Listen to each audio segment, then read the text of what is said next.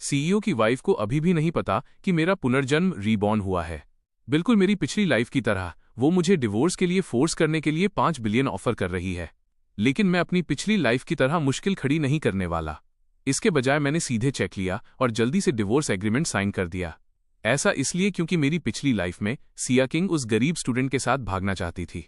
इसलिए उसने मुझे छोड़ने के लिए बार बार मोटी रकम ऑफर की, लेकिन मैंने जिद में मना कर दिया और उसे सिर्फ एक सेंटेंस के साथ रिजेक्ट कर दिया। हमने कहा था एक पूरी लाइफ 1 मिनट या 1 सेकंड भी कम नहीं। इस वजह से 23 साल की उम्र में शियाई चियांग को टूटे हुए दिल के साथ मजबूरी में जाना पड़ा। अपनी पीठ फेरकर वो एक फॉरेन कंट्री चला गया। अनपेक्षित रूप से अनएक्सपेक्टेडली रास्ते में उसका प्लेन क्रैश हो गया और उसकी बॉडी कभी नहीं मिली। सिया किंग ने अपने प्यार को हमेशा के लिए खो दिया। अपने मूनलाइट का बदला लेने के लिए उसने फांग फैमिली के सारे कॉर्पोरेशंस बर्बाद कर दिए। मेरे पेरेंट्स को सुसाइड करने के लिए मजबूर किया गया और मुझे 1 साल तक टॉर्चर किया गया। मेरी लाइफ भी खत्म हो गई। भारी बर्फ ने मेरी बॉडी को दफन कर दिया। मरने से पहले मैंने शियाई चियांग को देखा, जो मौत के मुंह से वापस आ गया था। वो रोते हुए सिया की बाहों में दौड़ा चला आया। किंग, मैं मरा नहीं हूं। वो प्लेन समंदर में क्रैश हो गया था। मुझे किसी ने बचा लिया। आखिरकार मैंने तुम्हें ढूंढ लिया। उसी समय मेरे दिमाग में एक ठंडी मैकेनिकल आवाज गूंजी। फांग युआन, सिया और शियाई चियांग इस वर्ल्ड के फेटेड मेल और फीमेल लीड हैं। तुम बस एक विलन वाले सपोर्टिंग मेल कैरेक्टर हो जो प्लॉट को आगे बढ़ाने के काम आते हो। तुम उन चीजों को फोर्स नहीं कर सकते और न ही उनके हकदार हो जो तुम्हारी नहीं है। अब तुम्हारी स्टोरी लाइन अपने फाइनल स्टेज में है। काउंटडाउन 10। ऐसा लगा जैसे बार में सिर्फ 10 सेकंड बीते थे, लेकिन महसूस एक पूरी लाइफ की तरह हुआ। जब मैंने अपनी आंखें खोली तो मैंने पाया कि मेरा पुनर्जन्म हो गया है। उस मोमेंट पर सिया किंग की स्पेशल असिस्टेंट मेरे बगल में खड़ी थी और मेरे सामने एक बैंक कार्ड बढ़ा रही थी। मिस्टर फोंग, मैं तीसरी बार मिस सिया की तरफ से स्पॉन्सरशिप कॉन्ट्रैक्ट खत्म करने की बातचीत करने आई हूं।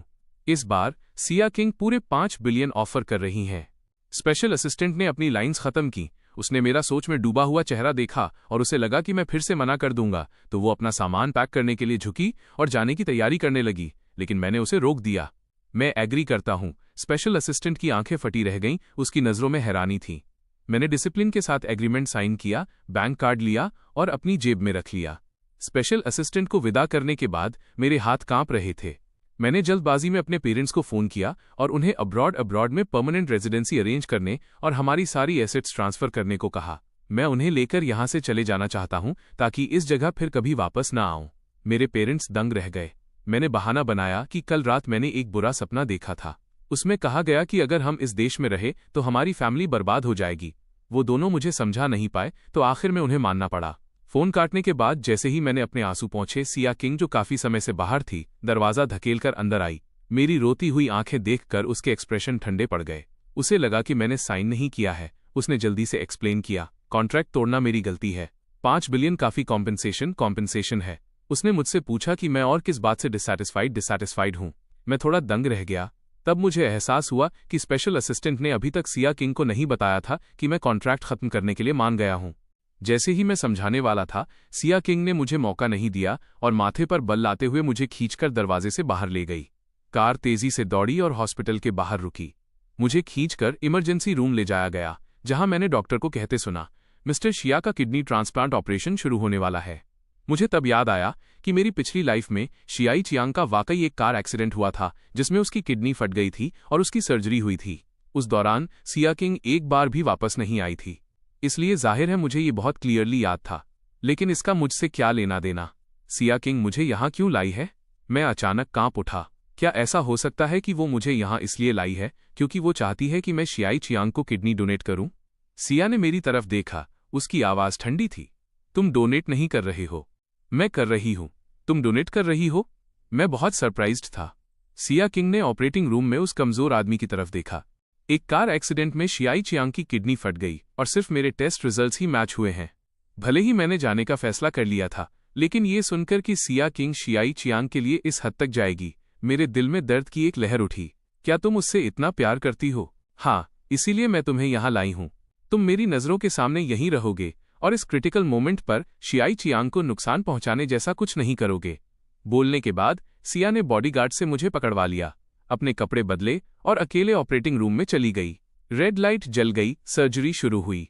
मैं सुन्न होकर कुर्सी पर बैठ गया। हर धड़कन के साथ मेरा दिल दुख रहा था। कुछ नर्सेज वहां से एक टीवी ड्रामा के बारे में बात करते हुए गुजरी। ये सपोर्टिंग मेल कैरेक्टर कितना एनोइंग है। आखिर में उसे बैंकक्रप्ट और पागल हो जाना चाहिए। क्या उसे नहीं पता कि मेल और फीमेल लीड साथ रहने के लिए ही बने हैं? मैंने चुपचाप सुना। मेरे होठों पर एक फीकी मुस्कान थी, एक कड़वी और अकेली मुस्कान। सही बात है, मेल और फीमेल लीड्स का साथ होना ही किस्मत है। इसलिए इस लाइफ में मुझ जैसा विलन वाला सपोर्टिंग कैरेक्टर अब उनके साथ नहीं खेलेगा। सर्जरी सक्सेसफुल रही। ऑपरेटिंग रूम की लाइट बंद होते देख मैं जाने के लिए खड़ा हुआ, लेकिन बॉडीगार्ड्स ने मुझे रोक लिया। मिस सिया ने कहा है, जब तक वो होश में न आ जाए आप एक कदम भी यहां से नहीं हिलेंगे। मुझे मजबूरन बैठकर इंतजार करना पड़ा। टाइम बीतता गया, मिनट दर मिनट, सेकंड दर सेकंड। अचानक मेरे पेट में तेज ऐंठन होने लगी। मेरा चेहरा दर्द से बिगड़ गया और पसीने की बूंदें टपकने लगीं। मेरी तबीयत ठीक नहीं लग रही। क्या आप मुझे गैस्ट्रोनोराइटिस की कोई दवा या एक कप गर्म पानी दे सकते हैं? बॉडीगार्ड एक्सप्रेशनलेस था, उसका एटीट्यूड सख्त था। नहीं मिस्टर फांग, आपके साथ चाहे जो भी हो हम यहां से नहीं जा सकते।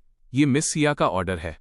मुझे इतना दर्द हो रहा था कि मैं जमीन पर गिर पड़ा, सिर्फ अपने होंठ चबाकर दर्द बर्दाश्त कर पा रहा था। जब मेरा होश आ जा रहा था मैंने ठंडी फर्श को महसूस किया। मिस सिया जाग गई हैं। मिस्टर फांग, अब आप जाकर उनसे जाने की परमिशन मांग सकते हैं। मेरी पूरी बॉडी थक चुकी थी। मेरे कपड़े पसीने से भीगे हुए थे और मुझसे चिपक रहे थे। शरीर में एक ठंडक फैल रही थी। मैंने खुद को खड़ा होने के लिए मजबूर किया, अपनी थकी हुई बॉडी को घसीटते हुए पेशेंट के कमरे तक ले गया। मुझे तुरंत शियाई चियांग की सॉफ्ट आवाज सुनाई दी। किंग, तुम इतनी कमजोर और बीमार क्यों लग रही हो? ओह सही कहा। क्या तुम्हें वो दयालु इंसान मिल गया जिसने मुझे किडनी डोनेट की है? मैं उन्हें पर्सनली थैंक यू कहना चाहता हूं, वरना शायद मैं कभी होश में नहीं आता। सिया किंग का हाथ जिसने चम्मच पकड़ा था एक पल के लिए रुका और फिर जल्दी से नॉर्मल हो गया। कुछ नहीं, बस जब तुम ऑपरेटिंग रूम में जिंदगी और मौत के बीच थे मैं बहुत डरी हुई थी, इसलिए मेरा चेहरा पीला पड़ गया है। किडनी डोनर की डेथ हो गई है। मैं तुम्हारी तरफ से उनकी फैमिली को थैंक यू कह दूंगी। तुम्हें चिंता करने की जरूरत नहीं है, मैंने सब कुछ हैंडल कर लिया है। शियाई चियांग बहुत इमोशनल हो गया और वो सीधा शियाई चियांग की बाहों में गिर गया। शायद उसने सिया किंग के जख्म पर दबाव डाल दिया था, क्योंकि दर्द की वजह से उसका चेहरा पीला पड़ गया था, लेकिन फिर भी उसने शांत रहने की कोशिश की और उसे दलिया पॉरेज खिलाना जारी रखा। ओह सही कहा। क्या बॉडीगार्ड ने अभी नहीं कहा था कि फांग युआन को गैस्ट्रोएंटेराइटिस है? क्या वो दर्द से बेहोश हो गया? क्या तुम उसे देखने नहीं जाओगी? जैसे ही उसने मेरा नाम सुना सिया किंग के एक्सप्रेशन तुरंत डार्क हो गए। यह पक्का सिंपैथी पाने के लिए बीमार होने का नाटक करने की उसकी कोई ट्रिक है। उस पर ध्यान देने की जरूरत नहीं है। कमरे में मौजूद लोगों को नहीं पता था कि मैं बाहर ही हूं। शियाई चियांग ने दलिया के कुछ चम्मच खाए और उसे और नहीं चाहिए था।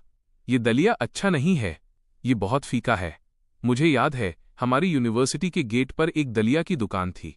मैं वहां हर सुबह खाता था। उसे खाए हुए बहुत समय हो गया है। मुझे उसकी थोड़ी याद आ रही है। शियाई चियांग के चेहरे पर वो यादों वाला लुक देखकर सिया किंग ने तुरंत कटोरा नीचे रखा, खड़ी हुई और कार की चाबियां उठा लीं। वो तुम्हारे लिए खरीद लाएगा। जरूरत नहीं है, इतनी छोटी सी बात के लिए किसी और को भेज दो। सिया किंग ने अपना सिर हिलाया, शियाई चियांग को लेटने में मदद की और उसे कंबल ओढ़ा दिया। जब तक ये तुमसे जुड़ा है, वो जगहें जहां तुम गए हो, वो खाना जो तुमने खाया है, वो नज़ारे जो तुमने देखे हैं, मैं वो सब खुद अपनी आंखों से देखना चाहती हूं। मेरा इंतजार करना, मैं अभी वापस आती हूं। सिया किंग ने दरवाजा खोला, मुझे देखा और उसके चेहरे की मुस्कान तुरंत जम गई, फिर से ठंडी पड़ गई। तुम यहां क्या कर रहे हो? क्या तुम फिर से शियाई चियांग के लिए चीजें मुश्किल करने की कोशिश कर रहे हो? सिया किंग के एक्सप्रेशन देखकर मेरी उंगलियां कांपने लगीं। मैंने एक हल्की सांस ली। मैं तुम्हें ये बताने आया हूं कि अब से मैं शियाई चियांग के लिए चीजें मुश्किल नहीं करूंगा। तुम पूरी तरह से बेफिक्र रह सकती हो। सिया किंग को हमेशा मेरी बातों पर शक रहता था और इस बार भी कोई अपवाद एक्सेप्शन नहीं था। तुम चाहते हो कि मैं बेफिक्र रहूं, तो चलो हमारा कॉन्ट्रैक्ट पूरी तरह खत्म करते हैं और मुझे फ्री कर दो। ये कहकर सिया किंग मुड़ी और चली गई। उसने मेरी बुदबुदाहट नहीं सुनी। सिया, मैंने तुम्हें पहले ही पूरी तरह फ्री कर दिया है। जब मैं घर पहुंचा मैंने एक सिंपल खाना खाया और फिर घर की सफाई शुरू कर दी। ज्यादातर चीजें मेरी थीं। सिया की बस कुछ ही चीजें थीं। वो विंड ब्रेकर जो मैंने उसके लिए खरीदा था, कॉस्मेटिक्स, परफ्यूम, एक पानी का कप, एक टूथब्रश। मैंने एक भी चीज नहीं रखी। साथ ही हमारी वो कैंडिड फोटोज, हमारी जवानी के लव लेटर्स और बाकी फुटकर सामान भी फेंक दिया। विला साफ हो गया था। उस दिन सिया वापस आई और जैसे ही वो अंदर आई उसने नोटिस किया कि कुछ अजीब था। उसने चारों ओर देखा। मेरी चीजें कहाँ हैं? फेंक दी। मैं बहुत ईमानदार था। सिया ने मेरी तरफ बेरुखी से देखा, उसकी आंखें थोड़ी छोटी हो गईं। मैं बस कुछ ही दिनों के लिए बाहर गई थी और तुम फिर से बचकानी हरकतें कर रहे हो। जो चीजें मैंने फेंकी वो सब मैंने ही खरीदी थीं। मैंने तुम्हारी चीजों को हाथ नहीं लगाया। वैसे भी तुम उन्हें शायद ही कभी यूज करती हो, इसलिए मैंने उन्हें फेंक दिया। सिया को लगा कि मैं उसके कॉन्ट्रैक्ट तोड़ने की शिकायत कर रहा हूं। उसकी भौहें थोड़ी सिकुड़ गईं, उसका टोन और भी ठंडा हो गया। मैंने पहले भी कहा है, मैं अब उस कॉन्ट्रैक्ट को नहीं मानना चाहती और मैं तुम्हारे साथ पूरी लाइफ नहीं रहना चाहती। इसके बारे में ध्यान से सोचो और इसे साइन कर दो। क्या स्पेशल असिस्टेंट ने तुम्हें अभी तक नहीं बताया? पिछली बार मैंने इससे पहले कि मैं अपना सेंटेंस पूरा कर पाता, शियाई चियांग अंदर आ गया। मिस्टर फांग, सिया पूरे समय हॉस्पिटल में मेरा ख्याल रख रही थी, इसीलिए वो वापस नहीं आ पाई। अगर आप नाराज हैं तो बस मुझे ब्लेम कीजिए। सिया ने जल्दी से शियाई को सहारा दिया। शियाई, उसके और मेरे बीच सिर्फ बेनिफिट्स का एक्सचेंज था। कोई असली फीलिंग्स नहीं है। तुम्हें माफी मांगने की जरूरत नहीं है। मेरा दिल बैठ गया। सही बात है। सिया की नजरों में हमारे बीच सिर्फ पैसा और फायदा है, इसीलिए उसने छोड़ने के लिए बार बार कीमत बढ़ाई। असली फीलिंग्स देने वाला सिर्फ मैं ही था। मैंने उस प्यार भरी नजर को देखा जो सिया ने शियाई चियांग की तरफ डाली थी और अचानक अपने कमरे की तरफ मुड़ गया। थोड़ी देर बाद दरवाजे पर दस्तक हुई। शियाई चियांग कॉफी लेकर अंदर आया। मिस्टर फोंग, सिया मीटिंग में है। मैंने कुछ कॉफी बनाई है और आपके लिए भी तैयार की है। मैं आपसे थोड़ी बात भी करना चाहता था। मेरी पिछली लाइफ में मैंने रूखेपन से मना कर दिया था और शियाई को बाहर निकाल दिया था, लेकिन अब जब मैंने जाने का फैसला कर लिया था, शियाई का सामना करते हुए मेरा एटीट्यूड शांत था। तुम किस बारे में बात करना चाहते हो? शियाई चियांग ने नर्वस होकर अपनी मुट्ठियां भींच लीं, उसकी आंखों में दुख भरा था। मुझे पता है कि आप और सिया बचपन के दोस्त, चाइल्डहुड स्वीटहार्ट्स हैं, लेकिन फीलिंग्स को फोर्स नहीं किया जा सकता। आप उसे अपने पास बांधने के लिए एक कॉन्ट्रैक्ट का इस्तेमाल करते हैं। वो टॉर्चर महसूस करती है और आपको वो प्यार नहीं मिलता जो आप चाहते हैं। आखिर में आप दोनों को सिर्फ चोट ही पहुंचती है। क्या यही वो रिजल्ट है जो आप देखना चाहते हैं? मेरी नजरें उलझ गईं। मैंने शियाई को देखा और एक खामोश हंसी हंसी। तुम्हें मुझसे ये बातें कहने का क्या हक है?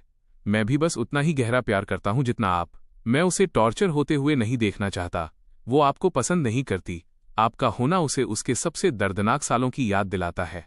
वो आपके पिंजरे से भागना चाहती है और उस डार्क पास्ट से भी भागना चाहती है। वो बहुत प्राउड है, कभी दूसरों को अपने जख्म नहीं देखने देती, फिर भी अपने साइकोलॉजिकल ट्रॉमा से भागने में असमर्थ है। इसीलिए जब वो आपका सामना करती है तो उसका मूड बहुत खराब, ग्लूमी हो जाता है। मैं दंग रह गया। पहली बार मुझे समझ आया कि सिया इतनी बुरी तरह क्यों भागना चाहती थी। मुझे लगा था कि मुश्किलों को साथ झेलना प्यार के लिए उपजाऊ जमीन है। सिया के लिए ये एक डरावना सपना था। और फिर भी सिया ने शियाई चियांग को अपना सबसे कमजोर साइड दिखाया, अपने दिल के सबसे गहरे राज बताए। लेकिन मैं कभी सिया की दुनिया में कदम नहीं रख पाया था। इस एहसास ने मेरे दिल की कड़वाहट को बढ़ा दिया और वो लगाव जिन्हें मैं छोड़ नहीं पा रहा था, तुरंत राख में बदल गए। मैं शियाई के सामने कमजोर नहीं दिखना चाहता था, लेकिन मैं अपने दुख को कंट्रोल नहीं कर सका। मैंने खुद को खड़े होने के लिए मजबूर किया। मैं वहां से जाना चाहता था। शियाई चियांग को लगा कि मैं बात करने से मना कर रहा हूं और वो मुझे रोकने के लिए जल्दी से मेरे पीछे आया। मिस्टर फोंग, मैं बस आपको बताना चाहता था। इससे पहले कि वो पूरा कर पाता, शियाई अपनी घबराहट में दीवार के पास वाली शेल्फ से टकरा गया और कई फूलदान वाजेज मुझ पर गिर गए। मैं कराह उठा और जमीन पर गिर पड़ा। मेरा चेहरा पीला पड़ गया। दर्द इतना तेज था कि मैं मुश्किल से सांस ले पा रहा था। शियाई डर गया था। वो अभी रिएक्ट भी नहीं कर पाया था कि तभी उस डॉग ने उसे डराकर पीछे धकेल दिया, जो अपने मालिक को प्रोटेक्ट करने के लिए दौड़ा था, जिससे वो बार बार लड़खड़ाया। बचपन में उसे एक कुत्ते ने काट लिया था, इसलिए इस बड़े गोल्डन रिट्रीवर को देखकर वो रिफ्लेक्स में मुड़ा और भागा। डॉग उसके पीछे पड़ा था। शियाई चियांग का टखना एंकल मुड़ गया और वो सीढ़ियों से नीचे गिर गया। उसकी चीख पूरे विला में गूंज उठी। सिया ने शोर सुना और बाहर दौड़कर आई, और ये सीन देखकर उसकी पुतलियां अचानक सिकुड़ गईं। वो नीचे भागी और उसने शियाई को गले लगा लिया। उसके माथे पर खून वाला जख्म देखकर उसका दिल टूट गया। उसने अपनी लाल आंखों से सीढ़ियों पर खड़े डॉग को घूरा। उसका गुस्सा भड़क रहा था। मैंने वो दर्दनाक चीख सुनी और दर्द को दबाते हुए मैं ये देखने के लिए रेंग कर ऊपर आया कि क्या हुआ था। जैसे ही मैं बाहर निकला, मैंने सिया किंग की बेकाबू चिल्लाहट सुनी। शियाई चियांग की अभी सर्जरी हुई है। उसका शरीर कमजोर है और वो कुत्तों से इतना डरता है।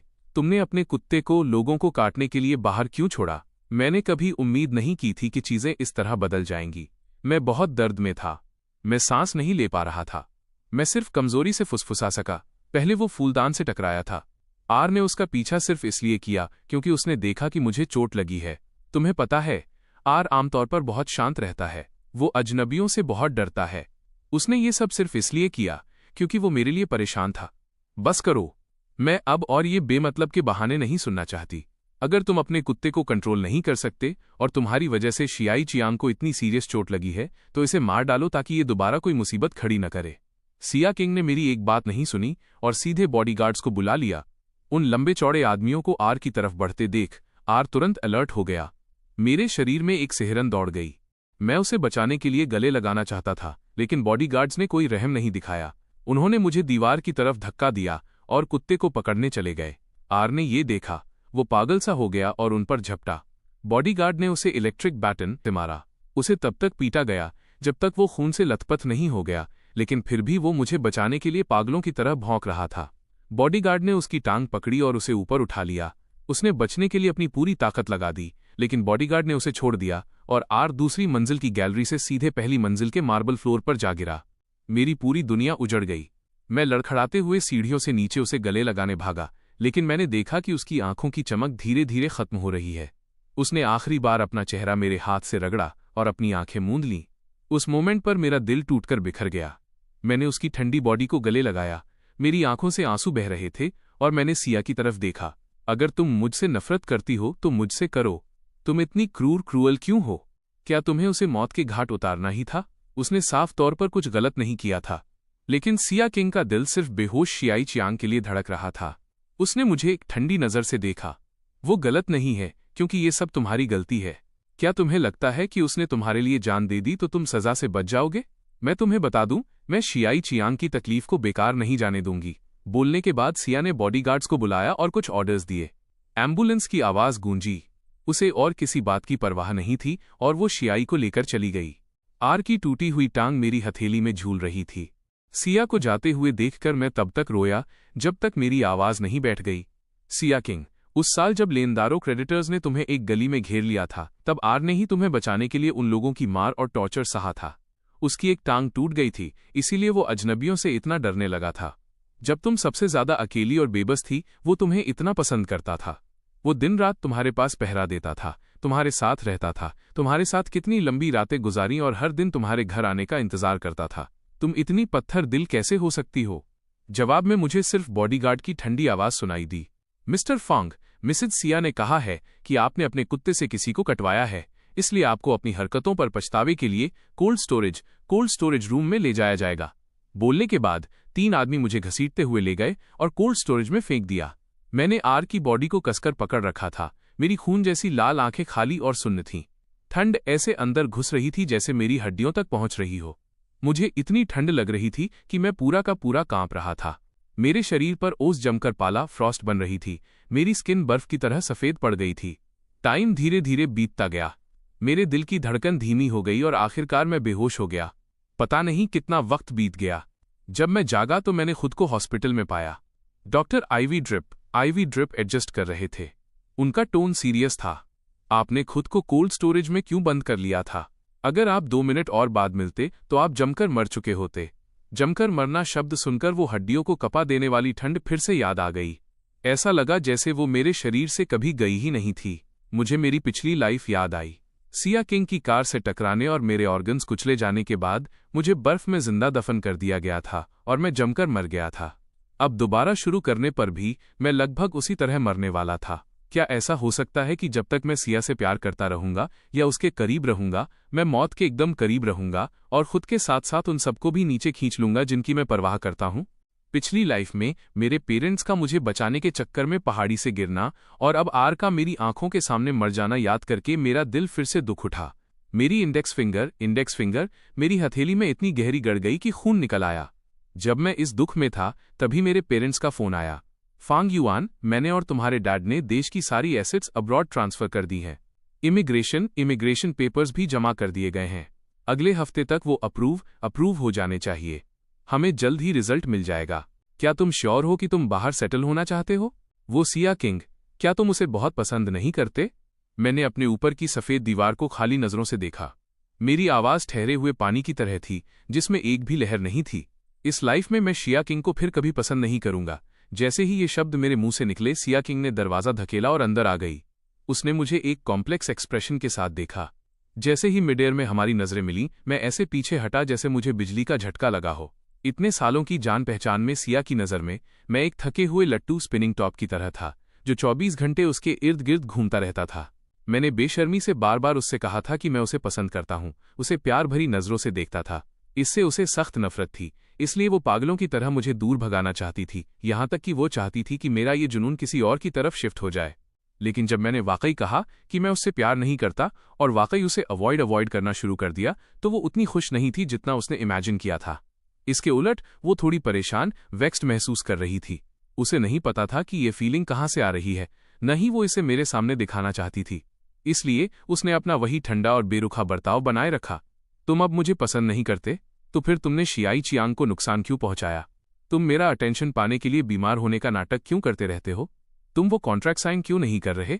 डॉक्टर ने कहा कि तुम्हें सीरियस चोटें आई हैं, लेकिन मुझे तो तुम बिल्कुल ठीक लग रहे हो। तुम्हारे पास अभी भी मेरे लिए ये ड्रामा करने की एनर्जी है। सिया किंग के मजाक उड़ाने वाले सवालों के सामने मैंने अपनी नजरें झुका लीं। मेरी भारी आवाज में अंतहीन थकान थी। मैंने जो भी कहा वो सच था।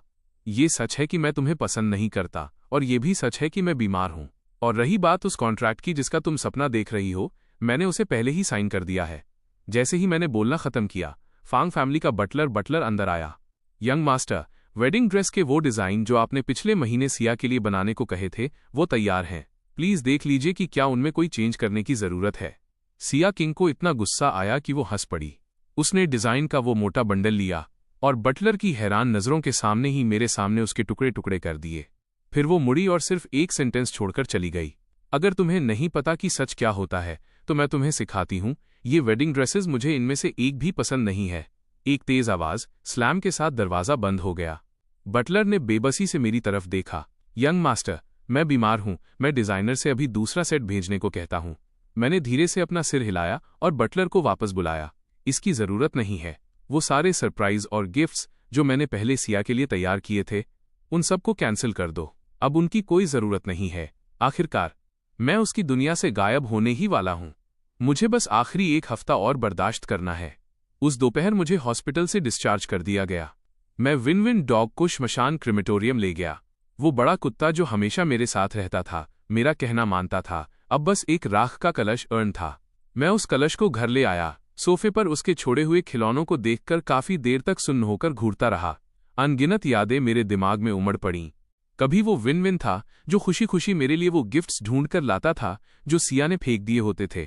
कभी वो विन विन था जो पूरी रात मेरे साथ खड़ा रहता था जब मैं शियाई चियांग की वजह से दुखी होता था।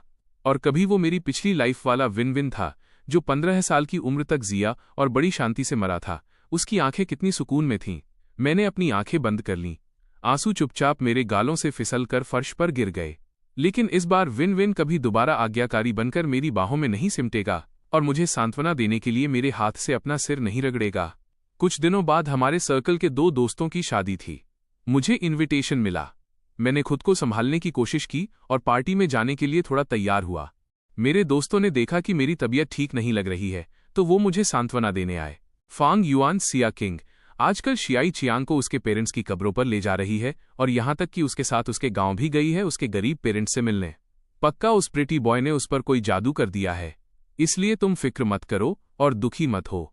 तुम्हारे हाथ में कॉन्ट्रैक्ट है। वो उससे शादी कभी नहीं करेगी। आखिर है तो वो एक कंट्री बम्पकिन, गंवार ही, एक बेहद गरीब प्रिटी बॉय जो सोशल लैडर चढ़ना चाहता है। वो तुमसे किसी भी तरह बेहतर कैसे है? सिया किंग को बस कुछ नया ट्राई करने की टेम्पररी क्रेविंग हुई है। आखिरकार सिया किंग को दोबारा पैरों पर खड़ा करने के लिए तुम ही सबसे इंपॉर्टेंट इंसान थे। मुझे पता था कि मेरे दोस्त मेरी तरफ से स्टैंड ले रहे थे, लेकिन इस लाइफ में मुझे समझ आ गया था कि शियाई चियांग के लिए सिया किंग का प्यार अटूट था, जैसे कांसे और लोहे की दीवार। मैं अब इस दीवार से अपना सिर नहीं टकराना चाहता था और मैं नहीं चाहता था कि मेरी वजह से मेरे दोस्त मुसीबत झेलें। सिया किंग के साथ मेरा कॉन्ट्रैक्ट खत्म हो चुका है। अब से वो जिसे चाहे पसंद करे, जिससे चाहे शादी करे, मेरा उससे कोई लेना देना नहीं है। तुम लोग भी शियाई चियांग के बारे में बात करना बंद करो। वो सिया किंग का फेडेड मेल लीड है। इसे कोई नहीं बदल सकता। मैंने बहुत सीरियस होकर अपने दोस्तों को अपनी करंट सोच बताई। मेरे दोस्तों को यकीन नहीं हुआ। सब फटी आंखों से देख रहे थे। तुमने उसे लगभग 20 साल तक पसंद किया है। क्या तुम वाकई इसे छोड़ने वाले हो? शियाई चियांग जैसे किसी इंसान से हारना, क्या तुम वाकई ये एक्सेप्ट कर लोगे?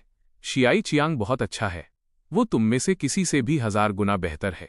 वो सिंसियर है, दयालु है, खुशमिजाज है, जिंदादिल है, बहादुर है और रेजिलिएंट है। वो इकलौता मर्द है जिसे मैंने कभी पसंद किया है और अपनी बाकी लाइफ में उसे गहराई से प्यार करूंगी।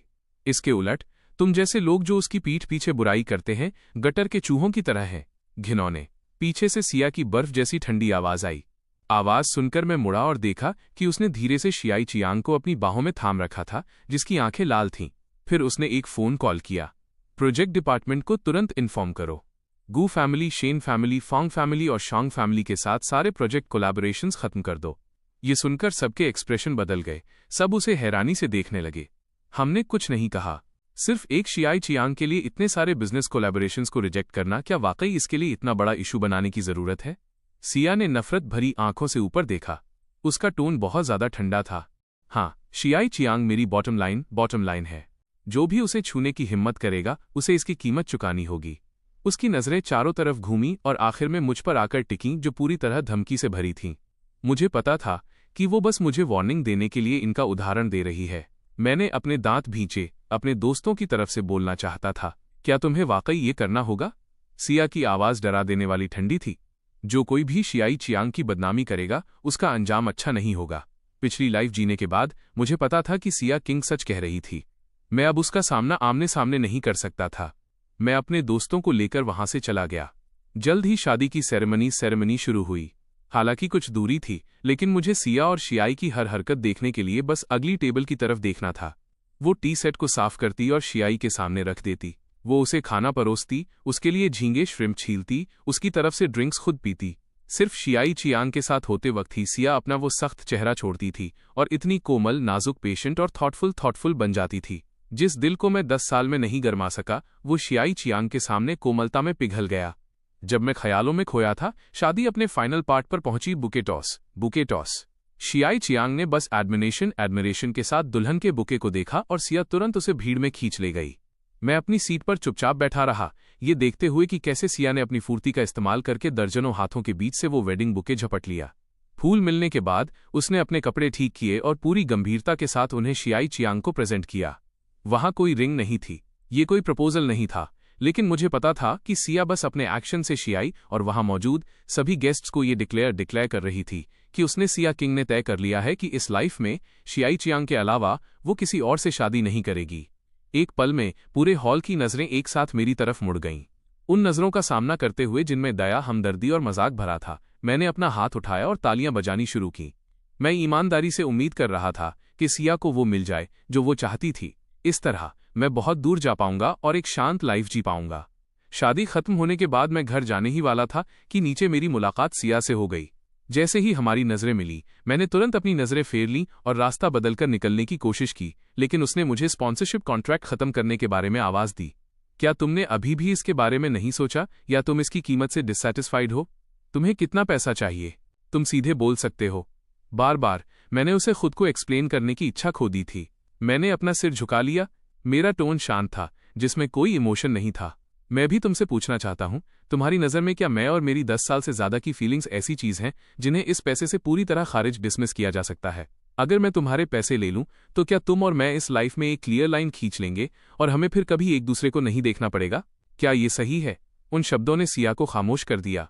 उसने मुझे गौर से देखा। उसकी आंखों में धीरे धीरे एक अजीब सी उलझन, कॉम्प्लेक्स इमोशंस दिखने लगी। वो मुझे बताना चाहती थी कि वो बस इस एबनॉर्मल रिलेशनशिप को खत्म करना चाहती थी, मेरे साथ सारे कॉन्टैक्ट काटना नहीं चाहती थी। लेकिन जब उसने शियाई चियांग को वॉशरूम से बाहर आते देखा, तो उसने अपनी जुबान पर आए शब्दों को निगल लिया। उसने सिर्फ एक शब्द कहा, हाँ। उसे खुद अपने कानों से ये एडमिट करते सुनकर मेरा पहले से सुन्न दिल फिर भी थोड़ा भारी और दबा हुआ महसूस हुआ, लेकिन मैंने जल्दी से अपना मूड एडजस्ट कर लिया। सिया को शियाई चियांग का हाथ थामते हुए देखना, उनकी 10 उंगलियां एक दूसरे में उलझी हुई थीं। मैंने धीरे से सिर हिलाया, लेकिन मैंने जल्दी से अपना मूड एडजस्ट कर लिया। सिया किंग की तरफ।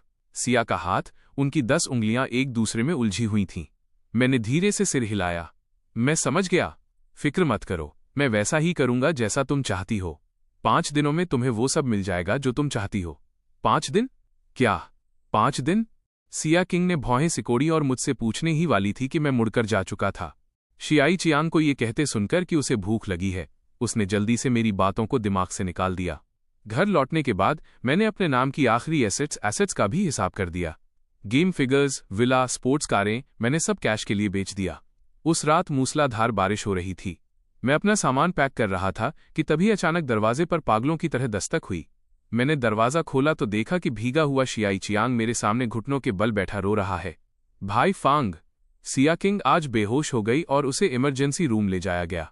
लेकिन क्योंकि मैं उसकी फैमिली नहीं हूं, मैं इमरजेंसी नोटिस साइन नहीं कर सका। मैं सिर्फ विदेश में उसकी चाची से कांटेक्ट करने की कोशिश कर पाया और लगभग इलाज का सबसे अच्छा मौका विंडो हाथ से निकल गया। वो अभी भी आईसीयू में है। आपको पता है उसके पेरेंट्स अब नहीं रहे। उसके पास कोई रिश्तेदार नहीं है। मैं आपसे भीख मांगता हूं, प्लीज कॉन्ट्रैक्ट खत्म कर दीजिए और उसे उसकी आज़ादी दे दीजिए। क्या आप कर सकते हैं? मैं उसका हस्बैंड बनना चाहता हूं। मैं ऐसे क्रिटिकल मोमेंट पर कुछ न कर पाने की हालत में नहीं रहना चाहता। सिर्फ लाचारी से उसे मरते हुए नहीं देख सकता। शियाई की गुहार सुनकर मुझे अपनी पिछली लाइफ याद आ गई। सिया किंग उस वक्त भी बहुत बीमार थी। पता चलने पर मैंने तुरंत उसे शहर के सबसे अच्छे प्राइवेट हॉस्पिटल में शिफ्ट किया और शहर के सभी मेडिकल एक्सपर्ट्स को बुलाया। तभी वो किसी बड़ी अनहोनी से बच पाई थी। उसके बाद मैंने अपना कोट तक नहीं उतारा और बिना आराम किए दिन रात उसकी देखभाल की। कई दिनों और रातों तक मैं इतना थक गया था कि सीधा खड़ा भी नहीं हो पा रहा था। लेकिन सिया के जागने के बाद, क्योंकि मैंने जल्दबाजी में शियाई चियांग को कुछ बार डांट दिया था, वो नाराज हो गई और उसने मुझे बाहर निकाल दिया।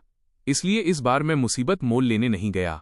मैंने बस ऐसा नाटक किया जैसे मुझे कुछ पता ही न हो। और शियाई चियांग, जो बिना किसी बैकग्राउंड, फैमिली स्टेटस या कनेक्शन वाला एक साधारण इंसान था, जाहिर है उसके पास इस क्रिटिकल मोमेंट पर दिमाग शांत रखने, कनेक्शन इस्तेमाल करने और इतने सारे असरदार इमरजेंसी उपाय करने का कोई तरीका नहीं था। सिया किंग को बहुत तकलीफ सहनी पड़ी और यह तो होना ही था। लेकिन आखिरकार वो इस वर्ल्ड की फीमेल लीड थी, इसलिए नतीजा यही होना था कि वो सेफ रहेगी। इसलिए मैंने शियाई चियांग से बहुत शांति से बात की। मिस्टर शिया, क्या आपको आइडल ड्रामास देखना पसंद है? ड्रामों में मेल और फीमेल लीड को पहली नज़र में प्यार होने के बाद साथ होने से पहले कई इम्तिहानों से गुजरना पड़ता है। आपके और सिया किंग के लिए भी ये वैसा ही है। लेकिन आप दोनों चाहे जिन भी एक्सीडेंट से गुजरें, चाहे मुझ जैसा सपोर्टिंग कैरेक्टर रास्ते में आए, ये आप दोनों को साथ होने से नहीं रोक पाएगा। इसलिए आपको सिया किंग की सेफ्टी की चिंता करने की जरूरत नहीं है। आप उसके नसीब वाले हस्बैंड हैं। आप उसके साथ बूढ़े होंगे और पूरी लाइफ साथ रहेंगे। रही बात मेरी, तो मैं आप दोनों के लिए अब और कोई रुकावट खड़ी नहीं करूंगा। जो तुम्हें चाहिए वो मैंने बहुत पहले सिया को दे दिया है। प्लीज अब आप जाइए। शियाई चियांग, जिसका दिल चिंता से जल रहा था, उसने खाली आंखों से देखा। उसे मेरी बात बिल्कुल समझ नहीं आई। मैंने आगे कुछ एक्सप्लेन नहीं किया, बस दरवाजा बंद किया और आराम करने ऊपर चला गया। रात भर बारिश होती रही। अगले दिन जब मैं नीचे गया तो मैंने पाया कि शियाई चियांग गया नहीं था, बल्कि रात भर आंगन में घुटनों के बल बैठा रहा। शियाई का चेहरा कागज की तरह सफेद था। उसका पूरा शरीर सुन्न था, जैसे अभी गिर पड़ेगा। उसकी हालत देखकर मैं चौंक गया और उसे उठाने के लिए आगे बढ़ने ही वाला था। लेकिन जैसे ही मैंने हाथ बढ़ाया, अभी अभी आई सिया किंग ने मुझे धक्का दे दिया। सिया अभी भी पेशेंट गाउन में थी। उसके चेहरे पर कोई रंग नहीं था, लेकिन फिर भी उसने शियाई को कसकर पकड़ रखा था। शियाई का तपता हुआ माथा छूने के बाद उसकी नजरें मेरी तरफ एकदम तीखी और बर्फीली हो गईं। फांग युआन, उसने कभी तुम्हारा क्या बिगाड़ा है? इतनी भारी बारिश में तुमने उसे रात भर घुटनों के बल बैठने दिया। तुम्हारा दिल इतना पत्थर कैसे हो सकता है? सिया की गुस्से भरी डांट सुनकर मेरी मुट्ठियां खिंच गईं। मेरी आवाज में लाचारी थी। मेरा इससे कोई लेना देना नहीं है। मैंने उसे कल रात घर जाने को कहा था। वो खुद अपनी मर्जी से घंटों चुपचाप बैठा रहा। कितना आसान है ना कहना कि तुम्हारा इससे कोई लेना देना नहीं है। शियाई अभी बेहोश है। तुम जो चाहो बहाना बना सकते हो। वो एक शब्द भी नहीं कह सकता। लेकिन तुम अपने दिल में जानते हो कि तुमने क्या किया है, और मैं भी जानती हूं। इसलिए तुम्हें ये बनावटी वजहें ढूंढने की जरूरत नहीं है। तुम बस दुआ करो कि शियाई को कुछ न हो, वरना मैं तुम्हें इसकी कीमत जरूर चुकाने पर मजबूर करूंगी। उस सख्त डांट के बाद सिया शियाई को हॉस्पिटल ले गई। उसने लोगों से जबरदस्ती मुझे भी कार में बिठा लिया। पूरे रास्ते सिया की नजरें बेहोश शियाई चियांग से नहीं हटीं। उसकी आंखों में दिल टूटने वाला दर्द साफ झलक रहा था। वो बार बार ड्राइवर को टोक रही थी। ड्राइवर पसीने पसीने हो गया था। उसके नर्व्स जवाब दे रहे थे। एक मोड़ काटते समय ड्राइवर ने गैस पर जोर से पैर मार दिया। उसने पीछे से अचानक आई स्पोर्ट्स कार को नोटिस नहीं किया। अगले ही पल दोनों कारों की आमने सामने टक्कर हो गई। मैं पैसेंजर सीट पर था, इसलिए सबसे ज्यादा इम्पैक्ट मुझ पर हुआ। मेरा सिर कार के दरवाजे से टकराया और मुझे लगा जैसे मेरे इंटरनल ऑर्गन्स अपनी जगह से हिल गए हैं। दर्द असहनीय था। मुझे इतना दर्द हो रहा था कि मैं मुश्किल से सांस ले पा रहा था। दर्द और अफरातफरी के बीच मेरा होश धीरे धीरे खोने लगा। मेरी भारी पलकें झुक गईं। खून की लाली ने मेरी नज़र धुंधली कर दी। बेहोश होने से पहले कार की टूटी हुई खिड़की से मैंने देखा कि सिया एक खून से लथपथ शियाई चियांग को लेकर दूर जा रही है। धुंधलेपन में एम्बुलेंस के सायरन और डॉक्टर की अर्जेंट आवाज़ सुनाई दी। इस घायल व्यक्ति की आर्टरी डैमेज हो गई है और तुरंत सर्जरी की ज़रूरत है, वरना इसकी जान को खतरा हो सकता है। मिस, क्या आप श्योर हैं कि आप पहले तेज़ बुखार वाले पेशेंट का इलाज करवाना चाहती हैं? उसे कोई जानलेवा चोट नहीं है। इलाज में थोड़ी देरी खतरनाक नहीं होगी। दरवाजे के बाहर से आती सिया की आवाज़ मेरे कानों तक पहुंची, जो बेहोश होने से पहले मेरे द्वारा सुनी गई आखिरी आवाज़ बन गई। मुझे बस शियाई का सेफ रहना चाहिए। चाहे उसे जैसी भी चोट लगी हो, तुम्हें पहले शियाई को बचाना होगा। दूसरों की जिंदगी या मौत से मेरा कोई लेना देना नहीं है। एक लंबे डरावने सपने से निकलने के बाद जब मैं जागा तो मैंने अपने पेरेंट्स के आंसुओं से भरे चेहरे देखे। फांग युआन डॉक्टर ने कहा कि तुम लगभग बच ही नहीं पाते। मैं और तुम्हारे डैड इतने डर गए थे कि हमें हार्ट अटैक आने ही वाला था। शुक्र है कि तुम ठीक हो। मौत के मुंह से वापस आने की खुशी ने तुरंत मेरे दिल को भर दिया। मैं भी रोने लगा। हम तीनों ने गले लगकर काफी देर तक सिसकियां लीं, तब जाकर मेरे पेरेंट्स शांत हुए। उन्होंने धीरे से मेरे आंसू पोंछे। इस बार तुम्हें इतनी सीरियस चोट लगी है, क्या हम विदेश जाना 1 महीने के लिए टाल सकते हैं? पुनर्जन्म के बाद से जो कुछ भी हुआ था उसे याद करके मैं अभी भी डरा हुआ था। मैंने मजबूती से अपना सिर हिलाया। मेरा एटीट्यूड किसी भी देरी के खिलाफ सख्त था। मॉम डैड, यूरोप में भी मेडिकल कंडीशंस बहुत अच्छी हैं। चलिए वहीं चलकर आराम करेंगे। हम ओरिजिनल प्लान पर ही टिके रहेंगे और कल दोपहर निकल जाएंगे। आखिरी दिन मैंने अपने पेरेंट्स से सामान और विन विन की राख लेने के लिए विला जाने को कहा। राउंड पर आई 2 नर्सेज आपस में बड़े मजे से गॉसिप कर रही थीं। मैंने सुना कि सिया कॉर्पोरेशन की सीईओ ने हमारे हॉस्पिटल के सारे रूम्स बुक कर लिए हैं और हॉस्पिटल के सभी प्रोफेसर्स और एक्सपर्ट्स को सिर्फ अपने बॉयफ्रेंड का ख्याल रखने के लिए बुलाया है, जिसे सिर्फ हल्का बुखार था। ये तो बहुत ज्यादा लाड प्यार स्पॉइलिंग है, बिल्कुल किसी आइडल ड्रामा की तरह। वो आदमी कौन है जिसकी परवाह सिया किंग जैसा इंसान कर रहा है, जो पूरे कैपिटल में अपनी बात मनवाती है? क्या तुम्हें पता है? दूसरी नर्स ने अपना सिर हिलाया। उसे अचानक कुछ याद आया। उसकी आंखें चमक उठीं और उसने मेरी तरफ देखा। तुम और वो लड़का एक ही समय पर लाए गए थे। क्या तुम उसे जानते हो? वो किस फैमिली का यंग मास्टर है? मेरी पलकें थोड़ी कांपीं। मैंने अपनी आंखें झुका लीं। मेरी आवाज धीमी थी। मैं उसे नहीं जानता। शायद जैसा आपने कहा, वो किसी आइडल ड्रामा का मेल लीड है। मुझ जैसे supporting character NPC of NPC को कैसे पता होगा? नर्सों ने इस बारे में सोचा और एग्री किया, फिर मेरे हाथों से तकिया लिया और बातें करते हुए चली गईं। कमरे में फिर से सन्नाटा छा गया। मैंने अपना फोन उठाया और चुपचाप सिया किंग की सारी कॉन्टैक्ट इन्फॉर्मेशन डिलीट कर दी। ये सब खत्म करने के बाद मेरे पेरेंट्स का फोन आया कि वे लगभग हॉस्पिटल पहुंच चुके हैं। नर्स ने मुझे व्हीलचेयर पर बैठने में मदद की और मुझे हॉस्पिटल के कमरे से बाहर निकाला। जैसे ही लिफ्ट का दरवाजा खुला, मैंने सिया किंग की स्पेशल असिस्टेंट को देखा। असिस्टेंट ने ग्रीट करते हुए सिर हिलाया। हाथ में एक फाइल पकड़ी हुई थी। उसका टोन फॉर्मल और पोलाइट था। मिस्टर फॉन्ग, पिछली बार आपके साइन करने के बाद मुझे अचानक आधे महीने के लिए बिजनेस ट्रिप पर जाना पड़ा। ये कॉन्ट्रैक्ट अभी तक सबमिट नहीं हुआ है। फिक्र मत कीजिए, मैं इसे अभी सिया को दे देती हूँ। मैं बोलने ही वाला था कि पीछे से सिया किंग की आवाज़ आई। मैं आवाज़ की तरफ मुड़ा और उसकी बर्फ जैसी ठंडी आंखों से मेरी नजरें मिली। कितनी बार हो चुका है? वो अभी भी साइन करना चाहता है। असिस्टेंट ठिठक गई और बोलने ही वाली थी कि मैंने उसे टोक दिया। मैंने असिस्टेंट के हाथ से फाइल ली और खुद पर्सनली सिया को थमा दी। मेरा एक्सप्रेशनलेस चेहरा और असिस्टेंट का हिचकिचाता हुआ बर्ताव देखकर सिया की आंखों में शक की एक लहर दौड़ी। वो बस इस कॉन्ट्रैक्ट को खोलने ही वाली थी कि तभी फोन बज उठा। किंग, तुम कहाँ चली गईं? नर्स ने कहा कि मुझे चेकअप के लिए जाना चाहिए। जल्दी वापस आओ। फाइल का आधा खुला कवर चुपचाप बंद हो गया। सिया ने डॉक्यूमेंट फोल्डर वापस स्पेशल असिस्टेंट के हाथों में थमा दिया। अब इसे देखने की जरूरत नहीं है। मुझे पता है उसके पास यकीनन पैसे नहीं हैं। अगली बार एक नया कॉन्ट्रैक्ट ड्राफ्ट करना, कीमत 30 गुना बढ़ा देना। निर्देश देने के बाद उसने अपनी नज़र वापस मुझ पर डाली। उसका टोन भारी और सख्त था। ये चौथी बार है जब मैंने कीमत बढ़ाई है। मुझे उम्मीद है कि इस बार तुम मुझे निराश नहीं करोगे। बोलने के बाद वो मुड़ी और सीधे वीआईपी हॉस्पिटल रूम की तरफ चली गई। स्पेशल असिस्टेंट ने मुझे हैरानी से देखा। मिस्टर फांग, मैंने सिया की आवाज़ सुनी तो मुझे पता था कि सिया अपने प्यार के पास पहुंचने के लिए जल्दबाजी में थी। मैंने सिया किंग को जाते हुए देखा और मेरे चेहरे पर सुकून भरी मुस्कान फैल गई। शियाई चियांग के अलावा इस दुनिया में उसके लिए और कुछ मायने नहीं रखता। रही बात मेरी तरफ से उसे फ्री करने की, तो अगली बार जब वो ये सुनना चाहे तो तुम उसे बता देना। डिंग। लिफ्ट का दरवाज़ा खुला। मेरे पेरेंट्स मुस्कुराते हुए मेरी तरफ आए, मुझ पर एक कोट ओढ़ाया और फिर मुझे व्हीलचेयर पर हॉस्पिटल से बाहर ले गए एयरपोर्ट की तरफ। बाहर सूरज चमक रहा था। मैंने उस गर्म धूप को पकड़ने के लिए अपना हाथ उठाया। इतने समय से मेरे शरीर में जमा हुई ठंड आखिरकार खत्म हो गई। प्लेन पर चढ़ने से पहले मैंने 3 प्लेन टिकट निकाले और अपने पेरेंट्स की तरफ देखकर मुस्कुराया। मॉम, डैड, चलिए पास्ट को भूलकर एक नई लाइफ शुरू करते हैं। इस बार मैं अब और सपोर्टिंग कैरेक्टर नहीं बनना चाहता। मैं अपनी लाइफ का इकलौता और अनमोल मेन कैरेक्टर बनना चाहता हूं। दूसरी तरफ सिया किंग अपने सामने रोते हुए शियाई चियांग को प्यार से चुप करा रही थी। बस क्या डॉक्टर ने नहीं कहा? अगर तुम धीरे धीरे रिकवर करोगे तो तुम्हारे टेस्ट रिजल्ट्स नॉर्मल हो जाएंगे। आंखों में आंसू लिए सिया को गले लगाते हुए उसने उसकी तरफ देखा। किंग, तुम मेरा अच्छे से ख्याल रखोगी ना, ताकि मैं जल्दी ठीक हो जाऊं। उन दोनों ने एक दूसरे को कसकर पकड़ा हुआ था, जैसे दुनिया की कोई भी ताकत उन्हें अलग नहीं कर सकती। दरवाजे पर एक दस्तक ने उनके उस स्वीट मोमेंट को डिस्टर्ब कर दिया। सिया की नज़र दरवाजे पर खड़ी स्पेशल असिस्टेंट पर पड़ी। उसने असिस्टेंट के हाथ से फोल्डर लिया और लापरवाही से उसे खोला। उसने अभी तक साइन नहीं किया है।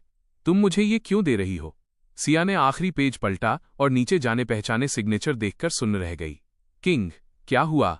उसके बगल में बैठे शियाई चियांग ने करीब आकर देखा और उसे भी मेरे सिग्नेचर दिख गए। सिया ने सिग्नेचर के बगल में लिखी डेट देखी। उसके हाथ ने डॉक्यूमेंट फोल्डर को कसकर भींच लिया। उसकी उंगलियों के जोड़ सफेद पड़ गए। उसने साइन कर दिए। सिया का हाथ थोड़ा कांपा। उसने उलझन में असिस्टेंट की तरफ देखा। मैम, मिस्टर फांग ने आधे महीने पहले ही साइन कर दिए थे और बैंक कार्ड भी ले लिया था। ये सुनकर शियाई चियांग खुश हो गया और उसने सिया को कसकर गले लगा लिया। ये तो बहुत अच्छा है किंग, हम आखिरकार साथ रह सकते हैं। लेकिन सिया उतनी खुश नहीं थी जितना उसने उम्मीद की थी। वो थोड़ा कांपी और उसके हाथ से फोल्डर धप से हॉस्पिटल के फर्श पर गिर गया। तुम कह रही हो कि उसने सच में साइन कर दिए? सामने खड़ी असिस्टेंट हैरान दिखी। हाँ मैम, आधे महीने पहले मिस्टर फांग ने खुद मेरे सामने साइन किए थे। असिस्टेंट ने सिया के चेहरे पर वो दंग रह जाने वाला एक्सप्रेशन देखा और जल्दी से कहा, फिक्र मत कीजिए मैम, सिग्नेचर लीगल डिपार्टमेंट से नोटराइज्ड हो चुके हैं। यह कानूनी रूप से मान्य है। अगर ऐसा है तो माना जा सकता है कि उनके और आपके बीच अब कोई लेना देना नहीं है। ये सुनकर सिया ने फोल्डर को जबरदस्ती असिस्टेंट की बाहों में फेंक दिया। पता नहीं क्यों उसे अंदर से थोड़ा खालीपन महसूस हुआ। किंग, शियाई चियांग की आंखों में आंसू थे। उसकी चमकती मुस्कान के साथ आंसू झलक रहे थे। सिया उसकी गोद में बैठ गई। शियाई, हम आखिरकार साथ रह सकते हैं। ये देखकर असिस्टेंट ने जल्दी से वहां से जाने की परमिशन ली। सिया नीचे झुकी और शियाई की आंख के कोने में गिरे आंसू को चूमा, उसकी पलकों को धीरे से छुआ। शियाई ने सिया के पतले होठों को चूमा। उनकी सांसों में गर्म आंसू भाप बनकर उनके चेहरों को छू रहे थे। उस प्राइवेट हॉस्पिटल रूम में उनके पैशनेट किस की आवाज गूंज रही थी और काफी देर बाद वहां फिर से सन्नाटा छा गया। सिया शियाई का हाथ पकड़कर उसे वापस विला ले आई। शियाई चियांग अपने चेहरे पर चिंता नहीं छिपा सका। किंग, क्या मिस्टर फॉन्ग नाराज होंगे जब तुम मुझे यहां वापस लाओगी? सिया ने उसके होठों पर एक किस किया। उसकी हिम्मत कैसे होगी? तुम वो हो जो मेरी बाकी लाइफ में मेरे साथ रहोगे, मेरे असली हस्बैंड। फांग युआन भला क्या चीज है? उसे बाहर न निकालना ही पुरानी जान पहचान के नाते मेरी दरियादिली है। सिया ने पासवर्ड डाला और विला का दरवाजा खोला। उसने धीरे से शियाई का हाथ पकड़ा और उससे प्यार से बात की। शियाई, तुम मास्टर बेडरूम में मूव कर सकते हो। मैं फांग युआन से कह दूंगी कि वो अपना सामान गेस्ट बेडरूम में शिफ्ट कर ले। उसने धीरे से शियाई चियांग की हथेली दबाई और उसे सांत्वना दी। सिया किंग ने दरवाजा धकेला और अंदर कदम रखा। जब उसने घर के अंदर का नजारा देखा तो वो सुन्न रह गई। किंग, क्या हुआ? शियाई ने अपने बगल में खड़ी हैरान सिया की तरफ देखा। सिया ने एक पल के लिए खुद को संभाला, फिर मुस्कुराकर शियाई से कहा, कुछ नहीं, जल्दी अंदर आओ। सिया ने कुछ कदम आगे बढ़ाए। उसके पैरों के नीचे का वो सॉफ्ट एहसास अब चला गया था। आर नाम का वो गोल्डन रिट्रीवर अब अपनी पूंछ हिलाते हुए उसके पास नहीं दौड़ेगा, न ही वो अपनी सिग्नेचर डॉग स्माइल दिखाएगा। यहां तक कि जब सिया ने दूसरी मंजिल की तरफ देखा, अगर ये कोई नॉर्मल दिन होता तो मैं हमेशा दूसरी मंजिल की रेलिंग के पास खड़ा होता और उसे दरवाजा खोलते देख मुस्कुरा रहा होता। सिया किंग ने अपना सिर हिलाया और इन सारे ख्यालों को दिमाग से निकाल दिया। शियाई चियांग, अब से ये तुम्हारा घर है। सिया शियाई को लेकर दूसरी मंजिल पर गई। वो मास्टर बेडरूम का दरवाजा खोलने ही वाली थी ताकि मुझसे कह सके कि जल्दी गेस्ट रूम में शिफ्ट हो जाऊं, लेकिन अनपेक्षित रूप से दरवाजा खोलने के बाद वो वहीं ठगी सी रह गई। पास्ट का वो मास्टर बेडरूम, जिसका बेड मेरे मॉडल से भरा रहता था, जिसके हेडबोर्ड पर सिया की वो फोटोज थीं जो मैंने चुपके से खींची थीं, और वो नाइट स्टैंड जिस पर मैं ताजे फूलों का गुलदस्ता रखा करता था, वो सब गायब था। सिया के सामने वो बेडरूम बिल्कुल खाली था। जो कुछ भी मैंने पर्सनली अरेंज किया था उसका नामो निशान मिट चुका था। सिया किंग लपक कर खाली डेस्क के पास गई और उसका दराज ड्रॉर खींचकर खोला। वो दराज जो कभी लव लेटर्स से भरा रहता था अब खाली था। उसने अलमारी खोली तो पाया कि मेरे सारे कपड़े जा चुके थे, यहाँ तक कि वो ड्रेसेस जो मैंने उसके लिए पर्सनली डिजाइन की थीं वो भी गायब थीं। वहां बस सिया के अपने कुछ कपड़े बचे थे। सिया के चेहरे के भाव बिगड़ गए। उसने विला की मेड को आवाज दी, मिस्टर फांग का सामान कहाँ है? मेड हैरान दिखी। मैम, आज सुबह मिस्टर फांग के पेरेंट्स आए थे और उनका आखिरी सामान ले गए। उन्होंने कहा कि वे विदेश शिफ्ट हो रहे हैं। क्या आपको इस बारे में नहीं पता था? सिया ने जबरदस्ती दोनं हाथों से डेस्क का सहारा लिया। उसके होठों पर एक फीकी मुस्कान आई। मुझे लगता है उसे अपनी औकात समझ आ गई है। खुद ही पहले बाहर शिफ्ट हो गया। शियाई चियांग पास आया और डेस्क के सामने खड़ी सिया को गले लगा लिया। उसकी आवाज खुशी से भरी थी। किंग, ये तो बहुत अच्छा है। आखिरकार हमारे बीच अब कोई रुकावट नहीं रही। सिया हकीकत में वापस आई। वो मुड़ी और उसने शियाई को गले लगा लिया। शियाई, हमने आखिरकार इस दिन का इंतजार खत्म किया। सिया ने अपना सिर शियाई के कंधे पर रख दिया। मैं सच में बहुत खुश हूं। सब कुछ कितनी आसानी से हो गया। शियाई, जब तक तुम मेरे साथ हो मुझे बस वही चाहिए, मुझे और कुछ नहीं चाहिए। सिया ने प्यार से बात की और शियाई के माथे को चूमा। हवाई जहाज की सीढ़ियों पर कदम रखने से पहले मैंने आखिरी बार इस शहर को पीछे मुड़कर देखा। इस जगह में मेरी बहुत सी यादें और सिया किंग से जुड़ी बहुत सी चीजें थीं। अब मुझे कोई लगाव महसूस नहीं हो रहा था। मैंने अपना सिर घुमाया और केबिन के अंदर चला गया। यूरोप की वो फ्लाइट धीरे धीरे बादलों में उड़ गई, पीछे बस एक सफेद लकीर छोड़कर गायब हो गई। मैंने फ्रांस के एक प्राइवेट हॉस्पिटल में आधा महीना रिक्यूपरेट होने में बिताया। मेरी बॉडी धीरे धीरे ठीक हो गई। मैंने खिड़की से बाहर देखने के लिए अपना सिर घुमाया। विदेशी नज़ारे कितने जीवंत, विविड थे। खिली हुई धूप, हरे भरे घास के मैदान जहां कपल्स पिकनिक मना रहे थे। दूर एफिल टावर साफ नीले आसमान के नीचे शान से खड़ा था। इस सब ने मेरा ध्यान खींच लिया। जब मेरे सारे हेल्थ इंडिकेटर्स नॉर्मल हो गए तो मुझे हॉस्पिटल से डिस्चार्ज कर दिया गया। धूप का आनंद लेते हुए मुझे अपने दिल में सिर्फ सुकून महसूस हुआ। पता चला कि मैं भी सब कुछ पीछे छोड़ सकता हूं। अब सिया किंग की बेरुखी से मेरा दिल नहीं टूटता था और न ही शियाई चियांग के होने से मुझे कोई परेशानी थी।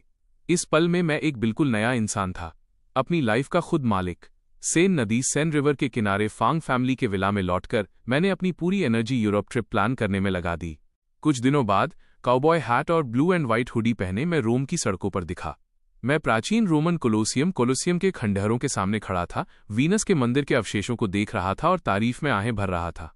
उसके बाद मैं रोम के सेंटर में ट्रेवी फाउंटेन गया, विशिंग फाउंटेन के पास बैठा और एक स्ट्रीट वेंडर से खरीदा हुआ कोकोनट फ्लेवर वाला आइसक्रीम कोन हाथ में लिया। मैंने टूरिस्ट्स और राहगीरों की भीड़ को देखा, चुपचाप रोम में अपने समय का आनंद लेते हुए। अचानक सफेद ड्रेस पहने एक महिला मेरी तरफ चलकर आई और मेरे सामने अपनी नाक से सनग्लासेस हटाए। मैंने ऊपर देखा। सामने खड़ी महिला की आंखें बहुत गहरी और खूबसूरत थीं। उसकी नीली आंखों एज्योर आइज में जैसे पूरा समंदर समाया था। मुझे लगा कि मैं उसका रास्ता रोक रहा हूं। मैं खड़ा होने ही वाला था कि उसने मेरी कलाई पकड़ ली। मिस्टर फांग, आपने मुझे पहचाना नहीं? रोम की गुनगुनी धूप में वो महिला दिल खोलकर हंसी। इससे मेरे दिल की धड़कन तेज हो गई। सच में एक कातिल खूबसूरती। मैंने मन ही मन खुद को कोसा कि मैं खूबसूरती देखकर पिघल रहा हूं। मैंने एक शानदार मुस्कान दी। आप हैं? उस महिला ने कंधे उचकाए और मुझे देखकर मुस्कुराई। मिस्टर फॉन्ग, मैं पेरिस के उसी प्राइवेट हॉस्पिटल में आपकी अटेंडिंग फिजिशियन थी। मुझे सुन्न होकर घूरते देख उसने अपना हाथ चेहरे के निचले हिस्से पर रखा। क्या अब आप मुझे ऐसे पहचान सकते हैं?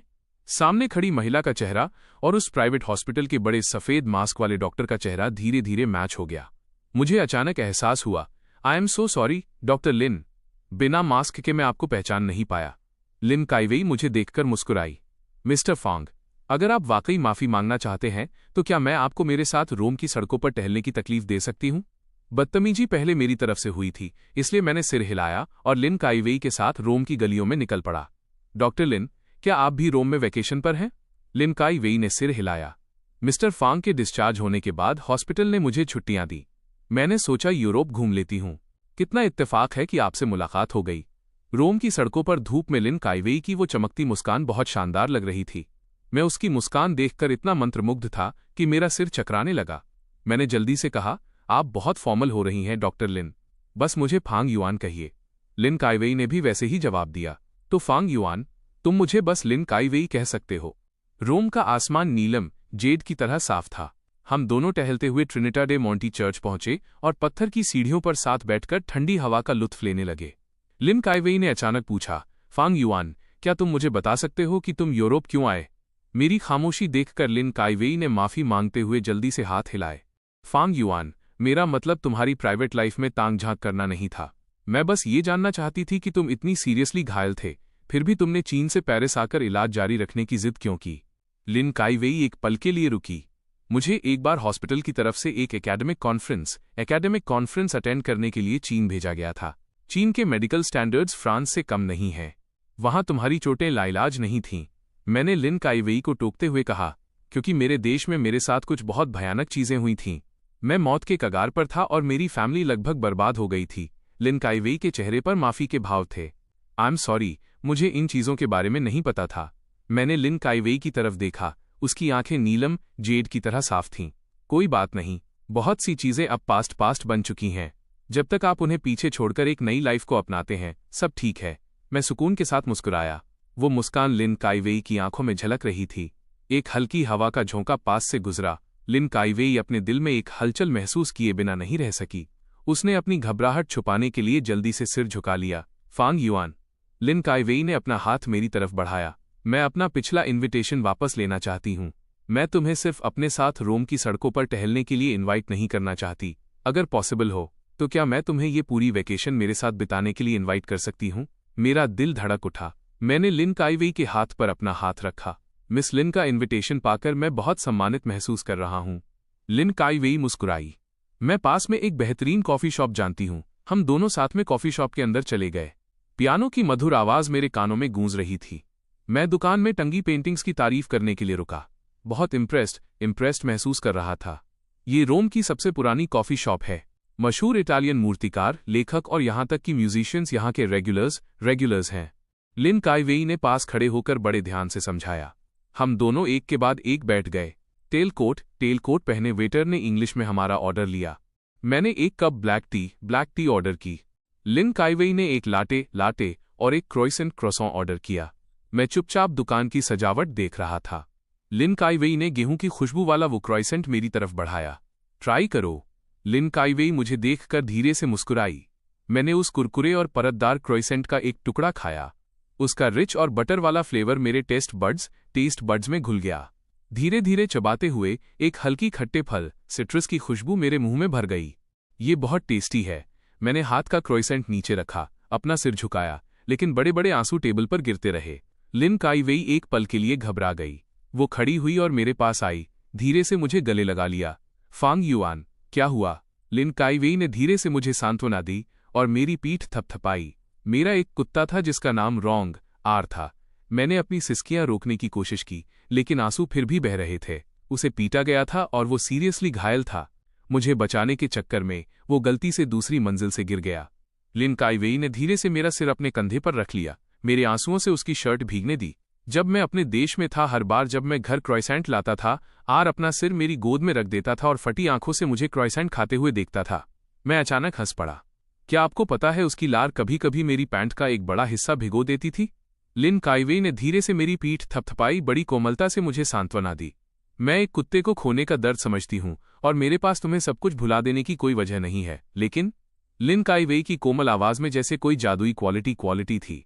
अगर तुम्हें उसकी याद आए तो तुम मेरे घर आ सकते हो। मेरे पास भी एक कुत्ता है, शायद वो तुम्हें सुकून दे सके।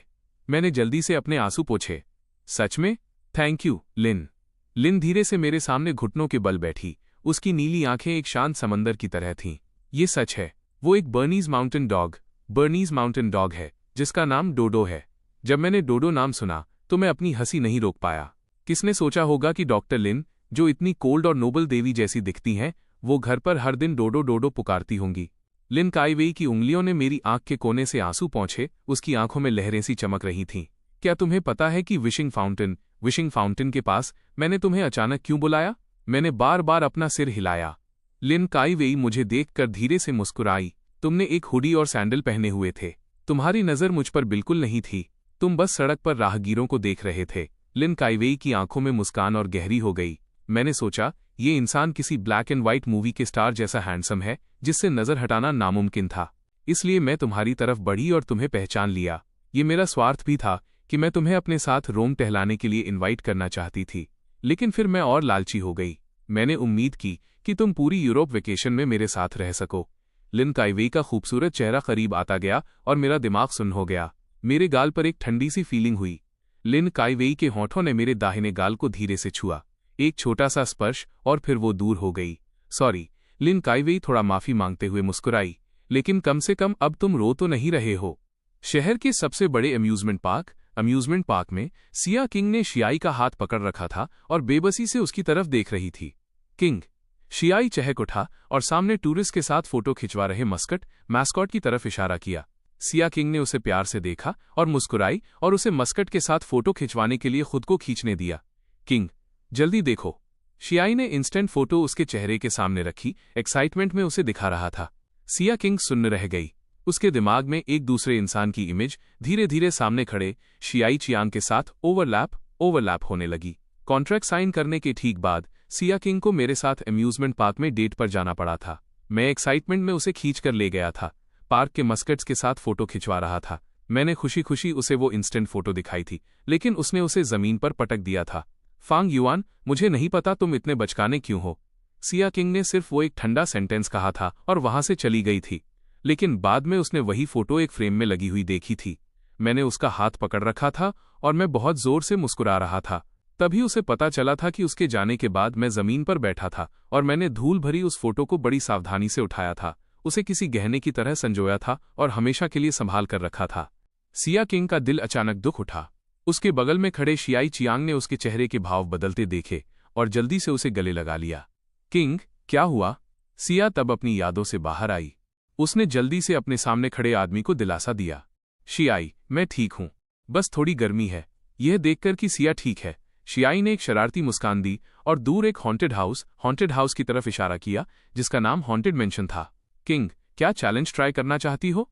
सिया किंग ने सिर हिलाया और नजाकत से कहा, तुम्हें बस मुसीबतें खड़ी करना पसंद है। वो और शियाई उस हॉन्टेड मेंशन में घुस गए और दोनों तुरंत अंधेरे में डूब गए। जैसे ही वे अंदर गए, उनके सामने पुतले और डरावनी चीजें कूद कर आने लगीं। सिया चिल्लाई और शियाई की बाहों में समा गई। उसका पूरा शरीर कांप रहा था। शियाई ने सिया के कपड़ों को कसकर पकड़ लिया और उसे खुद से चिपकाए हुए आगे बढ़ता रहा, लेकिन उसने नोटिस नहीं किया कि सिया का हाथ थोड़ा भिंच गया था और उसकी हथेली बर्फ जैसी ठंडी थी।